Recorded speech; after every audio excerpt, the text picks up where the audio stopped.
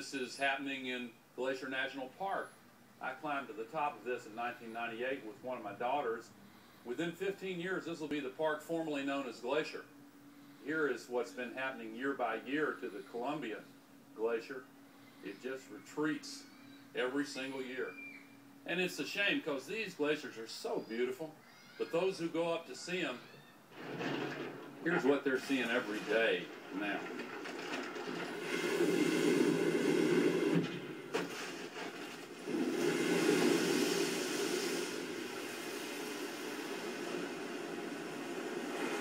In the Himalayas, there's a particular problem because 40% of all the people in the world get their drinking water from rivers and spring systems that are fed more than half by the meltwater coming off the glaciers.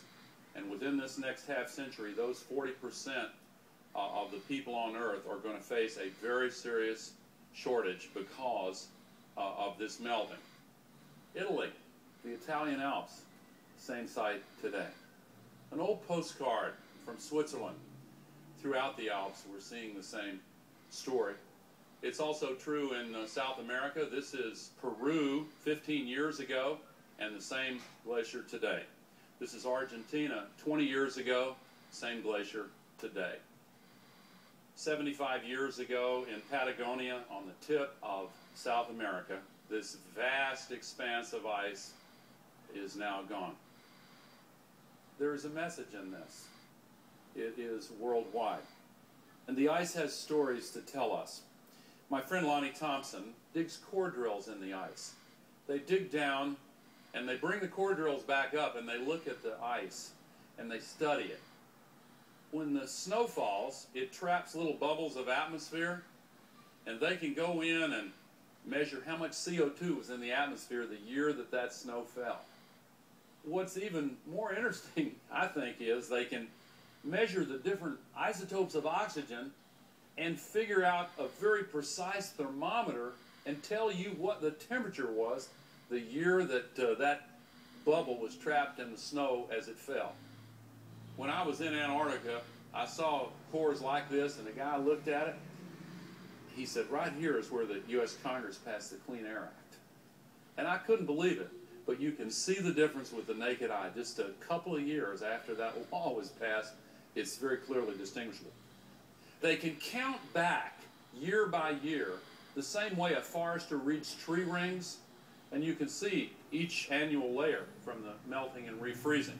So they can go back in a lot of these mountain glaciers 1,000 years. And they constructed a thermometer of the temperature.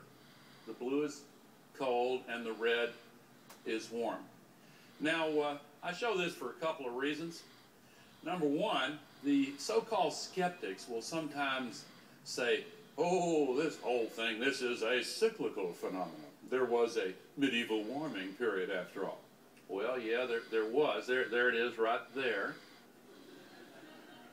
There are two others.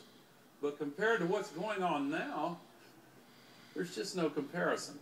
So if you look at 1,000 years worth of temperature and compare it to 1,000 years of CO2, you can see how closely they fit together.